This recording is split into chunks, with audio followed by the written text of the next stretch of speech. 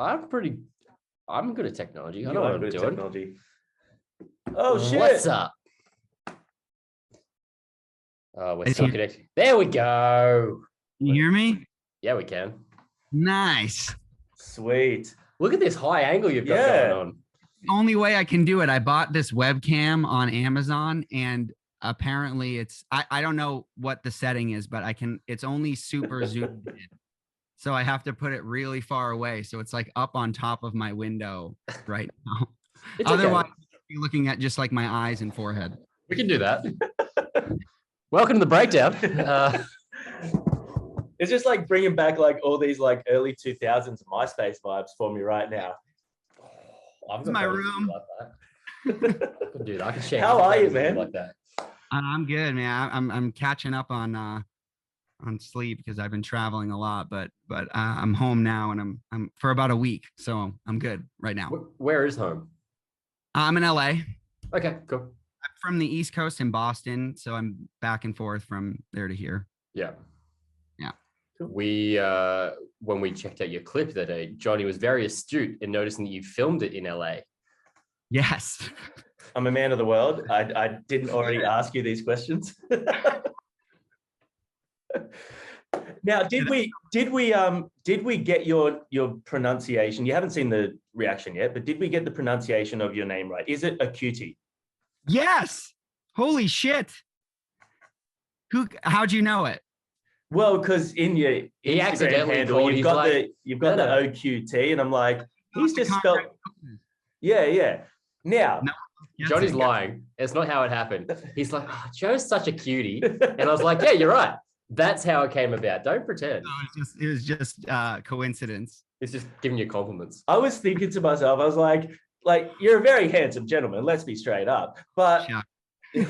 But imagine how like weird and ironic it would have been if you were like a really ugly person. And that was my name? Yeah. This guy's full of shit. Like an ironic name. Yeah. Well, I guess I'm lucky then. You are. So we did check out the debut single from Flat Out. Dude, absolute banger, man. Absolute banger. Thank you. Yeah, that was like it was kind of a neat little project because those two dudes that are in it, Tony and Mike, they're just like homies of mine from back home, and they had plans to move out to LA, so they were coming out here to visit, and we just wrote 6 songs in 6 days, and then on the 6th day filmed that video. So we didn't have a name for this. It's actually the lyrics of those songs they weren't supposed to be the final lyrics. It just ended up that way. So it's like a very like kind of, it just happened. So and they were just like fun songs. So we figured we'd try to figure out a way to put them out. And a year and a half later, here we are. Hell yeah. I love the triple threat with the vocals. You don't get that too often. It's fun. Yeah. We're trying to do like the modern boy band thing, I guess, you know? Lucky you're all cuties. Yeah. NSYNC with instruments. Yeah, it will be fun. And we got a rotating group of people that are going to play with us live and stuff. So the whole thing is just going to be fun, you know? Was I correct when I thought I saw Ricky in the music video? Yeah, so Ricky is playing bass in the video, and the drummer is Donovan Malero, who's the singer of Hail the Sun as well. Right. Playing drums and that. Yeah, nice. The star-studded little features there. Yeah, we like to get everyone involved. For sure. That's a good way of doing it too. Just whoever you're like touring around with, be like, want to play in a band? That's kind of how it's just whoever wants to play. Yeah, all right. As long as no one else claimed it, go for it. That's fine. Hell yeah. Yeah, that's cool, man. Like, is it cool for you to sort of be able to step away from doing like bass, obviously in Ice Nine Kills, and jump on the guitar, or are you going to be switching up instruments, or are you going to stay guitar and vocals in this? I'll probably stick with guitar and vocals in this. I'm actually more of a piano player than anything else. And the bass was kind of I didn't even really own a bass when I got asked to join Ice Nine. It was just like Spencer and I had known each other from playing music for a long time, and that was the spot they needed. So it just kind of worked out. But yeah, so I don't know. I'll probably bounce around a little bit, but right now it's pretty fun to play guitar and have more than one string happening at a time. Now, that brings me to a question, a thing that I brought up with Nathan when we actually reacted to the video. So as you know, my kids are huge fans of Ice Nine Kills, my daughter especially. And we were watching, recently we were watching the live show at the Trinity of Terror or whatever it was. And so she knows all your names now. She's a little bit of a super fan. And she was like, so Joe does a lot of singing. And I was like, yeah. And she goes, and he's playing bass as well. And I'm like, yeah. And she goes, does that mean he's more talented than Spencer? Because Spencer's only singing. See, I like the way she thinks. She's my favorite fan now. Spencer is actually, he actually originally played guitar in Ice Nine Kills back in the day, like a long time ago. So I can't say that he's not less talented than me just because he can do that too, I guess. If that's the criteria of being able to multitask like that, then I guess we're even. Yeah, modest and a cutie. Yeah. So no, Spencer is honestly one of the most talented songwriters I know. I mean, you guys have heard, like, you talk about the choruses all the time. He's like a chorus wizard. You know? Yeah, like, I mean, look, like Ice Nine Kills are just, I was a little bit late to the party on it. And we both and I was just like, holy shit. Like, honestly, that's why I loved watching you guys, is because I watched like you guys start to like it, you know, as you watched each video, and it was like super honest and endearing. So thank you guys, one, for being honest with it, and it's just been really fun to watch, you know. Thank you. How do you handle my lack of horror knowledge? Because holy fuck, do I feel out of the loop on some of those videos? Let me tell you how we sometimes have written some of these songs. Is Spencer says, I would like to write a song about X movie, and then I go to Google and I type X movie Wikipedia, and then I read about it, and then eventually I'll watch it, but I can say that I probably wouldn't be as big into it if I wasn't forced to. So I'm kind of with, you know. Yeah, great. I love that. That's exactly where I'm at too, man. Like, I hate blood and like knives. Like, it's just not my thing. That's not my thing. It's not the blood or the gore. It's the violence or the thought of doing that to someone else. And also people like Dickhead over here, who's just like, oh, I need more massacre. I need to see people in pain. That's how I get happy. That's my speed. Like, I don't mind horror movies when I'm like, wow, this is scary because what's happening is scary. But when there's just like bodies exploding and like, I don't know, like slow stabs and people getting cut in half. The thought that people enjoy watching it is disturbing to me. Shut up, Nate. How does that go for you when you have to sort of like play the part in those and act those sorts of things out? I'll tell you what's even worse than that is when you guys have obviously seen the videos, in the story parts of them, you know, when there's the really gruesome killing and, you know, all that stuff. I do all the sound design for that. So I have to go in and like find like Foley sounds of bodies being like mutilated and ripped apart. So I'm sitting there, squelch. Yeah, exactly. So I watched these things over and over and over for hours and hours and hours while listening to, like, you know, people screaming. And one time I didn't know, I was working at my parents' house in the basement. I didn't know anyone was home. And I had this YouTube link of a woman hysterically crying playing because I was trying to use it as like a sound clip. And you're like, what the hell is going on downstairs? Are you okay down there?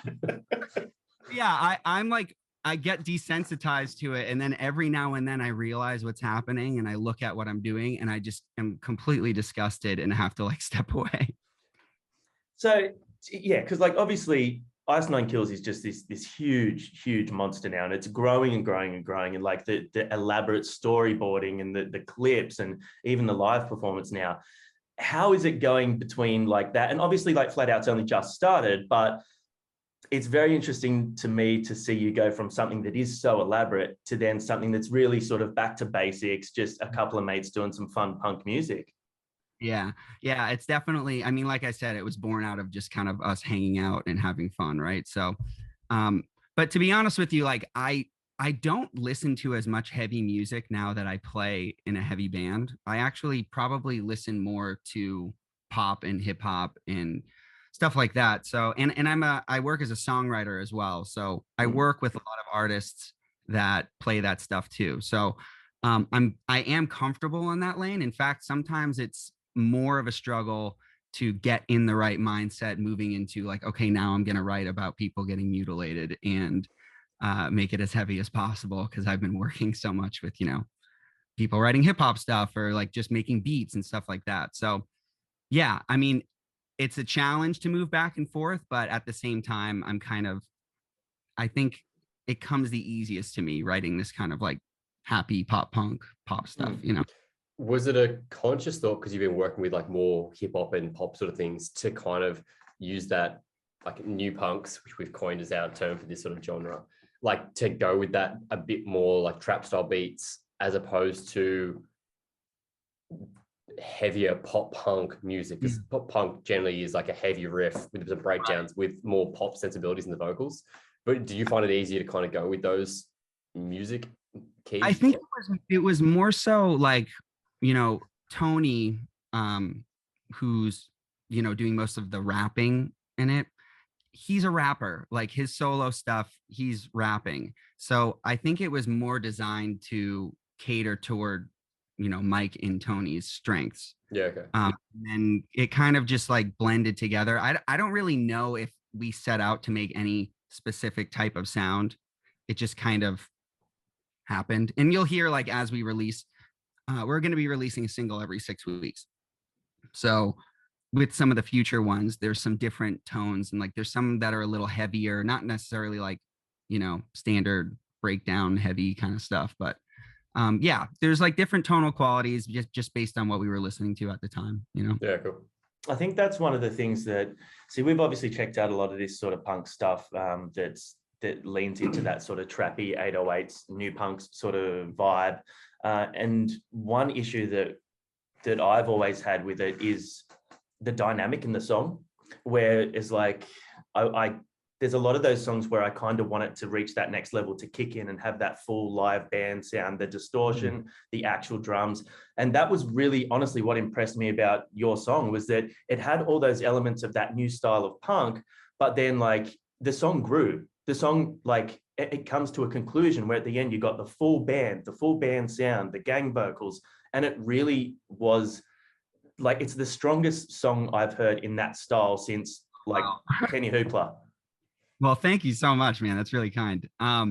Yeah, I don't know. I think it was just kind of natural how it happened like that. I think, me growing up listening to Taking Back Sunday in the early November and all those, even like the heavier stuff like From Autumn to Ashes and Alexis on Fire and stuff like that, they all have those moments where everything kind of comes together and it's like, oh shit, this is like the climactic moment.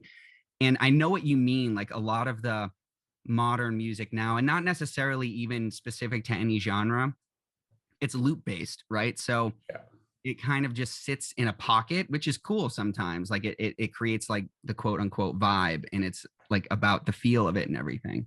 But I think the background of coming from listening to those like rock bands growing up always, I think, will shine through in anything I do, where I want things to like have that moment where it all comes together and feels like there's movement, like you were saying, Yeah, I feel like with your sort of, like your extensive sort of catalog of things that you've done and things that you listen to, you've probably approached it a little bit differently as well. Because I feel like a lot of those sort of newer artists are just like, this is what's cool, like we can do this well, let's just do it and get it out there. But for me, like it becomes a little bit monotonous after a while. Whereas I think you guys, like if you got that sort of dynamics in one song, I'm definitely keen to hear the rest of the EP and stuff. I will definitely share it with you, but that's really, I'm stoked you guys like it. We're definitely, I don't know if we ever thought we would be releasing it ever, like when we were writing it. So we're excited to see what people think, and to hear that you guys are already enjoying it is good to hear. Very hell happy. Yeah. Hey, talk to us. What are you listening to at the moment? What's something what would you recommend other people check out right now they might not be listening to? Because this is my favorite thing to talk about with people, has been like, tell us what you like, because I'm always interested to hear. I'm looking at my recently added right now. I'm super into a band called Gold Necklace right now. It is Kurt Travis, who is the singer of Royal Coda and formerly of Dance Gavin Dance, Yeah. Oh, and Brandon, who is used to be in Chon. And it's like kind of this like soul R&B pop like fusiony rock thing. It's really really fucking cool. Like very riff based, but very like catchy and R&B-ish too. So I'll just start definitely. writing these down right now. So I listen type to it up after right this. now. Yeah, that's it. Golden necklace. Got it. And also, I am a huge fan of the new Coheed album. Oh, how good is it? Oh my god, man! And truthfully, like they're a band that I hadn't really listened to since I was younger. And I just happened to hear a song, and it is like from front to back is excellent. It's Yeah. great. Yeah. Sonic. I was saying this to my business partner yesterday. I played it from while we trained, and I was like, it's everything I didn't know I wanted from this band at this point. Yeah, They're that's just a sort great. of like, yeah, it's phenomenal. It really is great. So yeah, I'd say those two have been on repeat a lot. Yeah, cool. I Very like good, that. very good. I like that. Now, you, it's interesting to me watching how hard you guys like are pushing. Like your content's been awesome, like real funny, like all those reels and stuff that you're doing. Is it? How does it feel when you sort of got to really push a new band like from the ground up when you already have like so many followers and so many fans and things like that? It's very strange to me that people don't be like, oh, that's one of my favorite artists doing something new. I'm going to jump straight on that. Yeah, I didn't expect anything. I'll say that. Like I have had my fair share of projects do nothing. Um, but it is hard. and it honestly like doing it now as opposed to when I was doing it 10 years ago. Like I don't know how to do TikTok and I'm horrible at this. I'm really lucky I have Mike and Tony because they're like, they know what's happening and like stay up to date with that stuff. I'm so bad at it. But it is a challenge to even mentally, if I'm being honest, to put myself in the mindset of okay, I need to figure out how to get people to even like give us a look, like not even like how to get them to listen to our song, like how do they even pay attention that we're even there, right? And it's a total, yeah, it's I still don't know what I'm doing. I'm hoping it gets easier once the song comes out so that when we're advertising, people can then go listen to something. Yeah, absolutely. TikTok videos, but we'll see what happens. Yeah. I feel like you're doing the right way because you're giving teasers, you're giving fun little, like you're making it playful. We'll help where we can. But yeah, I think we can relate to that. We went from doing this on like my existing thing, and then we're like, actually, you know what? Let's just start a new channel. That's a scary thing. We've done it. I mean, we're not talented. He's got actual talent. We're just dickheads in front of a camera. If we can do it, you can do it. Thank you. We'll do our best. Maybe I'll learn from you guys. Don't do that. Yeah, no, please don't do that. Yeah. People don't need any more of this. Now, you've recently just got off stage from playing some more shows with fucking Metallica, man. Yeah. Yeah. It's pretty wild. So good. It was definitely a surprise to get those shows for sure. The footage from the stage looking out, it's just like it's actually I can't quite wrap my head around that. Can you comprehend it while you're on stage? I'll tell you this. So we did 3 shows total with them this year. The first one was back in February, and that was in Vegas. And that was the first time I had even really been in an indoor stadium that held, I think it was 65,000 people. Fuck. And yeah, so when you're on stage, it's dark. It was dark in there. So honestly, it didn't really hit me until I went out and then Metallica started and I was looking around and I was like, this is fucking insane. Like I can't believe I'm even standing in the building right now. And that's when it got scarier to play the next 2 shows when I realized how big it was. And those were during the day. So that's what, like playing in Buffalo, outdoor at Highland Park or Highland Park Stadium, something like that. I don't know. It's crazy. Like it's just a totally it's hard to put into words what it looks like to see the floor, like where people are just standing, bigger than any like building I've seen, like been inside like a theater or any other arena, Yeah. So it was definitely kind of humbling, watching a bunch of people that didn't know who we were standing there, Yeah, What a very, awesome experience very though. cool. how Oh was yeah, how was the reception? reception was great. We had actually heard in the past that sometimes Metallica fans are pretty ruthless to like first acts. But okay, sorry. Um, it went over great. Like everyone was super, yeah, receptive, and the other bands were cool. No issues. We I feel think like now with Stranger Things and Metallica's stance towards that, like in the last few months, I feel like they've allowed themselves and their fans to become more accessible, because they're kind of been like, well, we've now reached a new audience we never would have had. And they're fully embracing it, being like, I saw a quote from one of them being like, whether you've liked us for 20 minutes or 20 years, you're still a Metallica fan. I reckon that's a sick thing. And hopefully that transcends and becomes a thing for like the older fans to be like, well, if they've got this band on tour, maybe we can give them a go too. I don't know. Yeah. I think they're doing good things for metal music. I think so too. I mean, even just the billing that this show was, right? Like we opened and then it was Greta Van Fleet and then it was Metallica, right? Like all three of those acts are very, very different from each other. Yeah. Yeah. And it's kind of ballsy to put them on one stage in front of, not just people that are new to listening to music. Like Metallica fans, some of these people are like in their 60s and 70s, they're not like Johnny. yeah. So there's a wide array of people at these shows, and to expose them to that and have the trust that their fans are going to be receptive to those three different styles of music is, I mean, ballsy. And it's also really fucking cool that it worked out, Yeah. the crowd was great for the entire show. Does that inspire you guys when looking for support acts for yourselves to be a bit more creative? Like we spoke to Jordan from Bring Me a few weeks ago, and he was saying like they really like bringing out bands or artists that they like, that they just want to play with. And they're like, sometimes it fucking sucks. Does that inspire you guys to want to be a bit more out there with those choices? Or yeah, we've always talked about, especially with Spencer and I, we grew up mostly listening to like Less Than Jake and Real Big Fish and like ska. Yeah, No Effects, like a lot of like, yeah, like ska, and then even bands like Sugar Cult and like Mest and Nix TX. And we actually, we've had a lot of those guys feature on songs and stuff, which has been really cool. But we've always talked about what it would be like to bring that kind of bill. Like, what if we were to do like half billing ska punk, half metalcore? Like, what would that?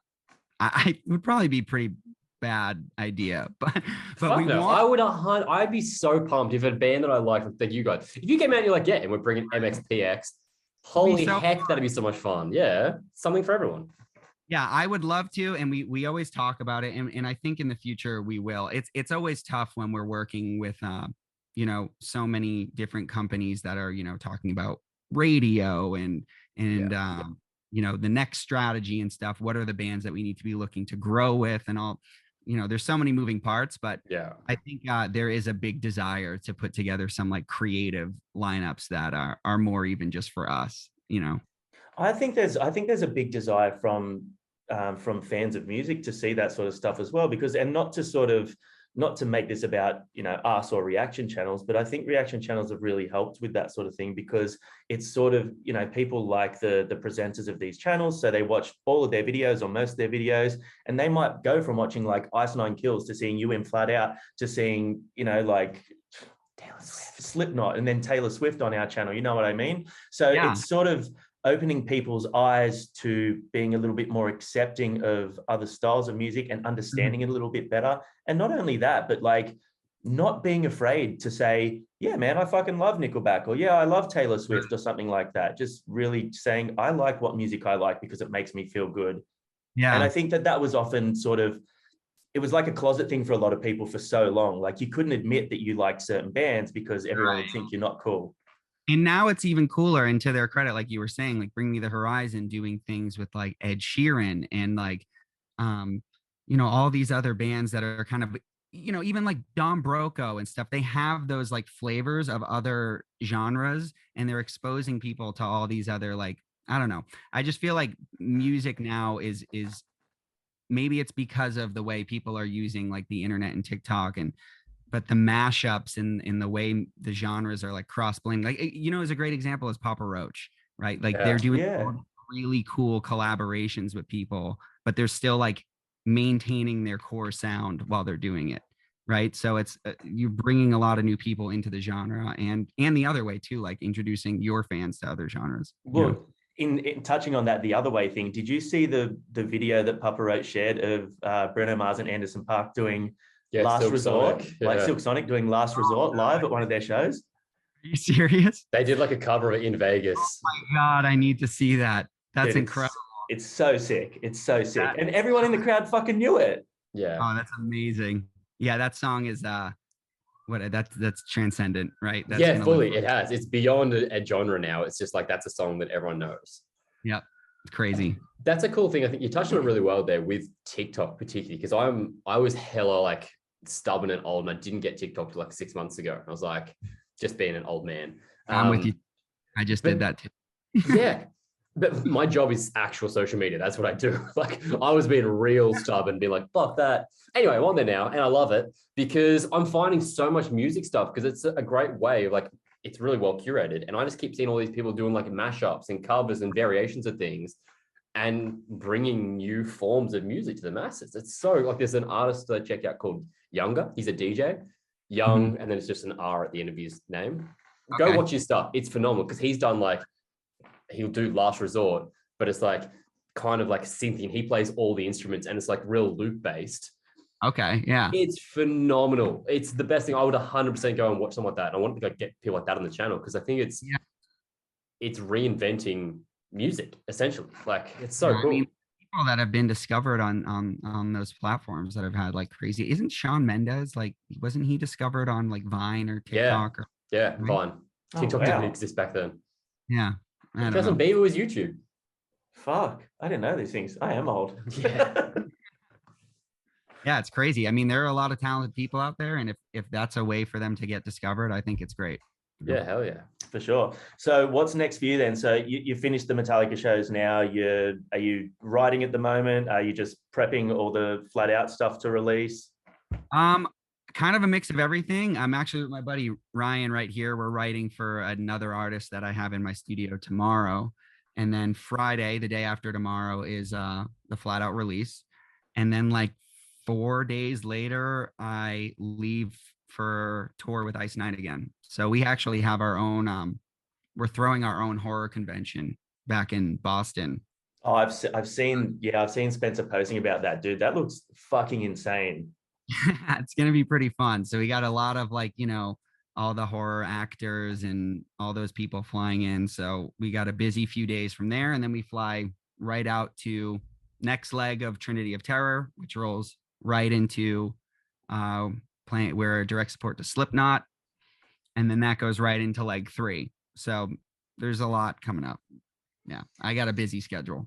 That is busy. So that brings me to a question that we often ask everyone that comes on here. You've played with some massive bands.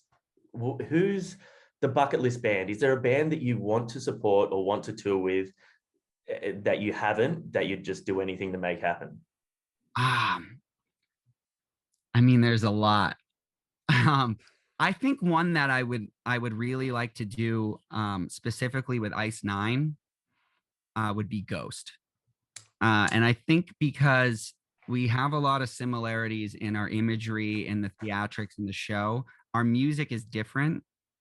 But I almost as an experiment, like I'd love to just see what we could do theatrical wise on a tour like that. That would just like, I don't know, blow people's minds. I think it'd be really, thematically, that would be a really cool experience. I think as well, like we touched before about having different genres and different bands like play together because you have the same vibe, but different soundscapes. I think that could be a really good way of like opening the door for both audiences a bit more. Right. Yeah. I think it'd be, it would be interesting. It's always a risk when you're, I guess, the heavier band, which we tend to be on a lot of the stuff that we've been doing. But So far it's gone over well. So I think I don't know. I feel like it would just be so cool. Like I'd even love. It's a pipe dream, but to do like some sort of crossover with them live would be so sick. I don't Yeah, know. we've Oh, dude, for sure. Well, they're touring with Mastodon and Spirit Box, so if they can tour Oh, with them, what a tour! right? That's- yeah. Have you listened to Set It Off before? Oh yeah. So actually, they were back like probably over 10 years ago. They were a band that my old band used to tour with all the time when we were both like only bringing out 10 kids each. I reckon that would be such a fun tour because you guys have a real sort of like vocally particular. I feel like Spencer and I can't remember the singer's name have such a same sort of like theatrical approach to vocals. I reckon that'd be really fun and also like different sonic landscapes. Yeah, That'd be I fun. would love to tour with them. They're really fun people. I think that'd be a blast. Yeah. Oh yeah. I'm gonna float that up the ladder. You'll get credit. Thank Hell you. yeah, As long that's what we're here for. you don't get any Clout. credit. You haven't listened to him. I reference him so often. He's like, I just can't comprehend this one. I don't know who they are. No, they're great. Their new album's fantastic too. Yeah, so much fun. Fine, I'll listen to it. Just on that, the other day I was because I love Death Cab. Death Cab's like an OG, one of my favorite bands in the world, and we did one of their songs, which Warner Brothers blocked because they're fuckwits. And I was like, he's like, yeah, I've never listened to Death Cab, and I was like, you have to listen to them. And then we're at a show the other day. He's like, this band sounds like the Postal Service. I was like, you know, that's the same singer. He's like, nah, fucking hell. Let me ask you this as a Death Cab fan. What is your opinion on Thank You for Today? I actually really like it. I think it's my favorite album by them. It's not my favorite purely based on like the Plans for me is in my top 5 albums of all time. Yeah. So sorry, not as part of this conversation. I would probably say Plans. I'm trying to remove the nostalgia from it because I think I personally like Plans a little more, but I think I've listened to Thank You for Today now more than any other Death Cab album. It's so good. To me, they had a little period where they lost me as in like as an avid fan. Have you listened to the new stuff they've just been releasing? I haven't heard any of the new album, no. Man, the last song that's released is, I can't remember what it's called, but it's a completely different vibe. It has like spoken word parts to it. They're almost like poetry, and then the chorus kicks in and then goes back to spoken word. It's so different and so beautiful. And Ben Gibbard is just like the most incredible lyricist to me. So yeah, he's amazing. Yeah, check it out.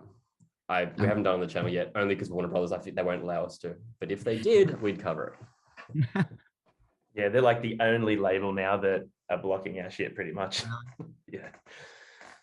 It's hard. Enough about the politics of record labels. Cool. So we missed you. You didn't. You were supposed to come here, and then you didn't, and we were so sad. You made my daughter cry. You son of a bitch. All my fault. I hope we can come back soon. I don't even know what happened. I was just told one day we weren't going. Yeah, well, I understand it. Like Australia is the exact opposite side of the world for most of the bands that are coming, and touring internationally seems to be getting harder and harder at the moment. So we understand. We definitely we had such an awesome time there last time. It was our first time over, and we did Good Things. This was 2019, I think. It was a blast. Like we didn't even know people knew us there, and it was really fun. Yeah, I would go back. Yeah, plus you get great vegan fast food there. It's really good. Yeah, we do. We have quite a few vegan fast foods. Yeah, really good. I actually ate a lot of vegan food in Melbourne, and it was fucking delicious. It was so good. I was like, there needs to be more of this sort of stuff in, like, I guess, do we have any local stuff that's not good? on the coast? We don't. Yeah. We live in we're about an hour and a half north of Sydney in like a smaller beachy coastal area. Okay. So while we have like major shopping centers and stuff, the diversity of that sort of thing is not as frequent here. Mm-hmm. Your vegan options are a salad. Yeah, there's a lot of, I'm lucky to live in LA, but there's a lot of that in the rest of the country for sure. Yeah. Although we went out to dinner last night before we went and saw the comedian, and a couple of the people like in our group of vegans, and they got the vegan schnitzel, and I had a piece of it, and I was just like, y'all better go and ask the fucking waiter if they gave you vegan, because this legitimately tastes exactly like a chicken schnitzel. I was just blown away. What are your thoughts on that? If something tastes like meat, does Mhm. that deter you at all, or do you like that? You know, at this point, I've been vegan for what is it, almost 4 years. I can I don't really remember, Okay. honestly, like what if I were to like bite into a piece of chicken or steak, what it tastes like. I think of now the vegan versions of it. Yeah. Okay. But I will say, like, you know, I have no ethical issue with, you know, lab grown meat or anything like that. Um, I don't know if I would eat it, and not just because I'm not used to it. It just Yeah. seems to me now. So I guess it's hard to say whether or not like it bothers me, like if it tastes too much like it. But if it was it, I think it's just a weird brain thing I have where I No, just couldn't. my You ex know? is the same. She was vegan, and she was like, I don't like having the meat substitutes because it doesn't sit. It's not even like a moral thing. It just is a weird thing to me. It's It like, definitely is. It's weird when you eat something that gets the texture right, you know, yeah, and you're right. like, I don't know about this for a second, you know? Yeah. So for me, it's the opposite. I'm more impressed. I'm more like, oh, like this is something that could potentially help me transition off Yeah. as much meat, you know, as I do eat, sort of I'm thing. all for it. I mean, the closer that people can get, the better, you know, because obviously I would love if everyone was eating that stuff all the time. But yeah, so I'm all about it. It's just a personally for me, I'm so far now used to eating like what I've been eating that when it gets too close, it's weird to me again. Yeah, I you get know? that. Yeah, for sure. I get that. All right. So we want to do the fun stuff? No, I hate fun. You hate fun? Yeah. All right, Yeah, let's I keep don't like it either. Keep Yeah. it mundane, baby. Keep it nice and boring. What do we want to give him? Do we want to give him the Aussie quiz? Well, you know what? They've only been here once, so I feel like that would be appropriate. Yeah. And the yeah, let's do that. Yeah. We did an interview like 2 days ago, but we can't release that interview for a few weeks. So this one will go up first, and so it'll be fine. Let's do this. All All right. right. So we're going to give you an Aussie trivia. All right? Okay. Don't let I'm us real. down. No one has got 100% yet, not even Australians. What if I get nothing? Then it's just more incentive for you to come out here. All right. Dude, you won't get nothing. You won't get nothing. I'm ready. Who is Australia's most successful band of all time? AC/DC. Nailed it. Instantly win. Yeah. You got it. Let's go. Bonus point. Bonus point if you can tell us what country they never had a top 20 hit in. Don't give a hint here. I mean, I'm just gonna have to guess here. 100%. What country they never had a top 20 hit in?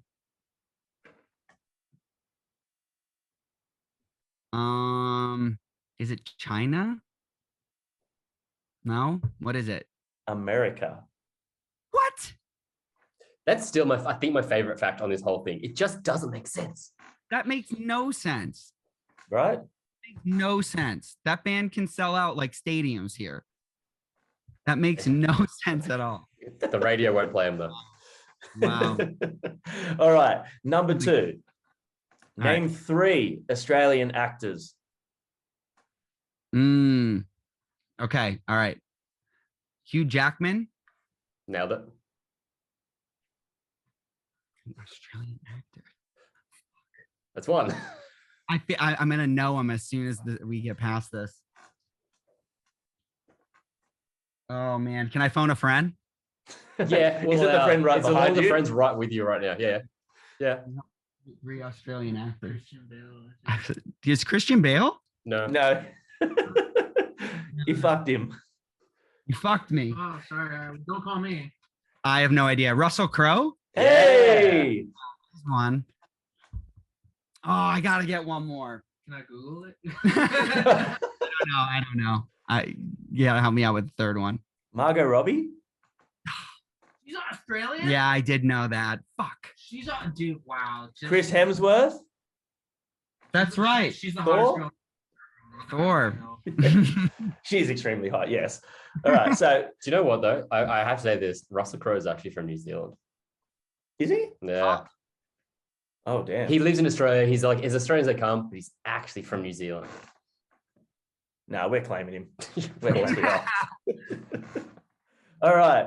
Okay. Now, no one gets this. And Okay. I think that we've sort of overshot our people's extensive knowledge of Australian geography. But what Shit. famous surf town do Parkway Drive come from?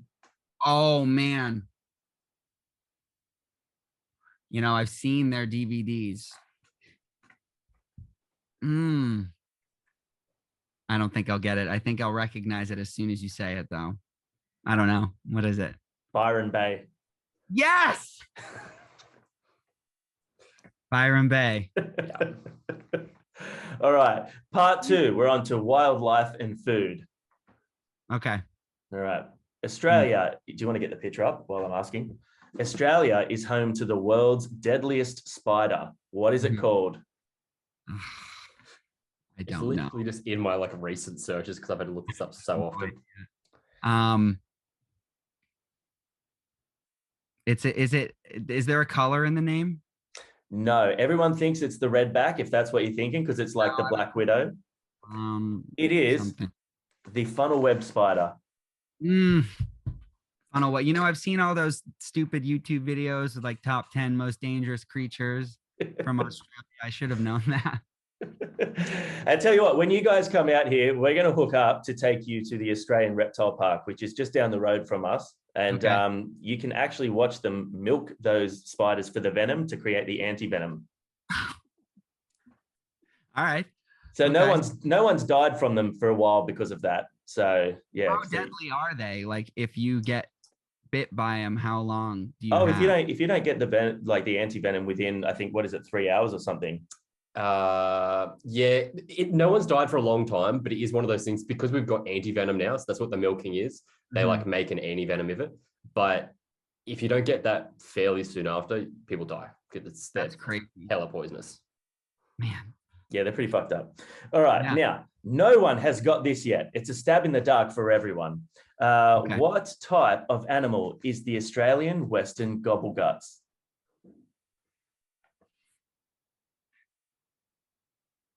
Is it a bird?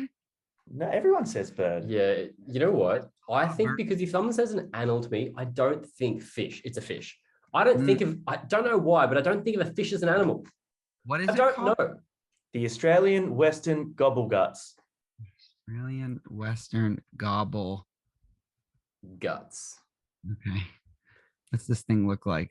Just looks like a regular fish. It's just a basic little bitch Yeah. fish. Thought it was gonna be like cool looking or gross. No, it's like an NPC in Nemo. Yeah. All right. What is a golden gay time? A what? A golden gay time. Golden gay time. I have no idea. I have no idea. It's a very, very iconic Australian ice cream. What is it? It's just an ice cream. Yeah. I'll get a photo of that up too while you get the next question. All right. Next section, Aussie knowledge and history. Are you ready for this? Okay, I'm ready. What is a bogan? That's your golden gay time, by the way. Oh, there you go. It's gone. I'm shopping for it right now. Peanuts on it or something. It's like biscuit crumb. Yeah. All right. One more time with the question. A bogan. What is a bogan? I don't know. It's basically our version of a redneck. Okay. Man, I'm learning so much. Yeah, the important stuff. Yeah, stuff you never need to know. Now, you should get this one. Okay. Which famous Australian coined the phrase crikey? Crikey. That is the animal guy. Steve Irwin. Yes, well done. well done. Well done. I don't think anyone's not got that one. I think everyone has got that question. Okay. Yeah, probably right. Just Okay. for us to note to make the questions harder. Okay. Some of these are really hard. You got to give some gimme. Also, Dude, they're he random as came up fuck. with these. He looked up for the most random things. All right. True or false question. Do you want to ask this one? Because Johnny can't seem to get this one out in the right way. So in 1932, in Australia, there was something called the Emu Wars, where soldiers from the Australian military engaged in a week-long battle with a force of 20,000 emus. They've been destroying wildlife crops, and the emus won. True or false? Oh man, if someone hasn't animated this, they need to. Imagine that. That's a good idea. I want to say the emus won. You're absolutely right. That's true. It's true. How does that It's work? so ridiculous. It's true. Because they didn't have enough ammunition. They underestimated how many emus, 20,000 emus are. How many did they kill before they realized they didn't have enough? I don't know that, but Yeah. imagine that massacre. That's What horrible. I'm thinking, like, what is that like? Just mowing down emus until you literally are out of weapons. And then they start just bringing out their giant claws. What's up, bitches? Let's go. Yeah, that sounds crazy. All right. One last one. Which of these places, if any, is a fake name? We've got Funny Knob Creek, Pensioners Bush, or Mossy Nipple Bend. Oh man, I hope they're all real. I'm gonna say this. Oh wait, so you said which one isn't real, if any. if any? I'm gonna say they're all real just because I really want them to be. They're all real, dude. You're absolutely right. Well done. So you got 1, 2, 3, 4, 5. You got 5. You got half. That's pretty good. That's not bad. That's not Yeah. bad at all. I'll take it. Now start studying because the next one's Yeah. gonna be a little bit harder. Okay, I'll come back in 1 year and I'll know all of those. It'll be 5 Australian actors by then. Okay. Now, one thing we do like to, we will let you go. You're probably a busy man, got shit to do. One thing we do like to ask is a would you rather that we ask everyone. Okay, it's very divisive. It split the channel down the middle. It split some bands down the middle. Okay. You got to go on stage, Mhm. perfectly dry, right? You have to either put on cold, wet socks or cold, wet underwear. What do you choose? Oh. Cold, wet socks or cold, wet underwear? Oh my God. That's I can see the anxiety on your face. I mean, so here's the thing, the things that I'm considering, okay? Because sometimes I'm in costume and sometimes I'm not, right? If I'm doing the crow thing, where I have to have like fake leather pants on, I'm going socks. Fair. Just because I can't, it will just be all down my legs. It won't get absorbed by the pants at all. You'll know have what a I mean? Ross and Friends situation. Have you seen Yeah. that episode? Yes. Pasty exactly. legs. But I think otherwise, when I'm doing the suit, I do the underwear. But I don't really have a good reason why. There's part of me that's like, that might be kind of nice. A few people have said that, but Yeah. like it'd be refreshing. I think, Yeah. and this is coming from like the experience like being on the coast, putting on like a cold, wet wetsuit to go surfing in the mornings in winter is one of the worst experiences. Like you're just so gross and uncomfortable putting it on, and that's going to be exclusively on your groin. That's a horrible, horrible experience for my groin, and I don't want that. My feet can deal with it. There's never, like, when you're playing on stage for 90 minutes, there's never any good experience for your groin. So whatever you're wearing, it's already terrible unless you prepare. What is the worst experience you've ever had on stage? I mean, there have just been straight up embarrassing shows when we've played for like the bartender at sometimes. There have been there was one time actually, I don't know if this was necessarily it's got to be one of the worst times. Yeah. Dan had run across stage and swung his guitar around, and I took his guitar peg through it went all the way through here.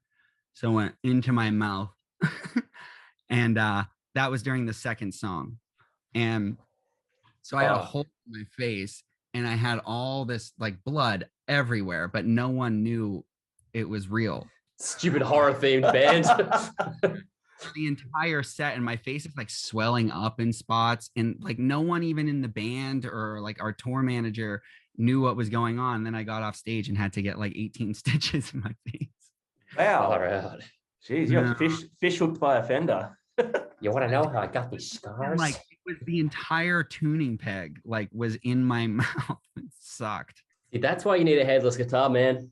Never have those issues. Yeah, you know, I just hate the way those stupid things look. We've got a thing on the chat. Anytime we see anyone walk out with one, though, they shred. And they always do. They always shred. I know, but that makes me hate him even more. For some reason. Yeah, for sure. You don't have to tell me that you shred without even playing the guitar. You know, You arrogant fucker. Dude, it's been an absolute pleasure. Thank you so much. Best of luck with the flat out release. We will be pushing it as much as we can because we love it. And are you going to be doing merch for it? Yeah, we actually are gonna be dropping merch with the singles. So we got a few. I'll send you guys a couple things. I mean, it was less for us to wear and more to promote to our audience. But sure, that'd be great. Thank you. A couple things, yeah. Yeah, we'll rock them. Be out soon. Much love, guys. I felt like there was a sentence coming there. Just breathe deeply. Yeah, well, I didn't know if he'd finished talking. I didn't want to cut him off. No, I'm good. Thanks so much, dude. Appreciate your time. We'll see you soon, hopefully. Yes. So thank you guys again for having us on. See you, brother. Take care.